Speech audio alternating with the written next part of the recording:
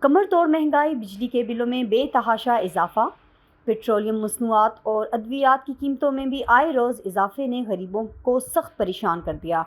حکومت قیمتوں میں آئے روز اضافہ پر نظر ثانی کر کے نمایاں کمی کا اعلان کرے۔ قومی وطن پارٹی کے صوبائی چیئرمین کا مطالبہ۔ مزید تفصیلات نیوز باکس کے تحصیل رپورٹر سید نادر علی شاہ سے۔ جی سید نادر شاہ۔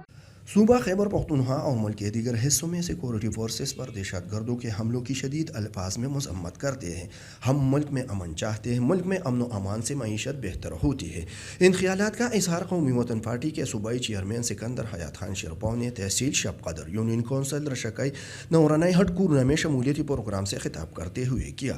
انہوں نے کہا کہ ملک مختلف بحرانوں سے دوچار ہے۔ توانائی بحران، کمر توڑ مہنگائی، بے روزگاری، پیٹرولیم مصنوعات، ادویات اور دیگر اشیاء ضروریہ کی قیمتوں میں آئے روز اضافے کے باعث غریب عوام کا جینا حرام ہو گیا ہے۔ سکندر حیات خان شیرپاؤ نے کہا کہ پی ٹی آئی کی سابقہ حکومت کی ناقص پالیسیوں کے باعث ملک و قوم کے مسائل اور مشکلات میں اضافہ ہو گیا۔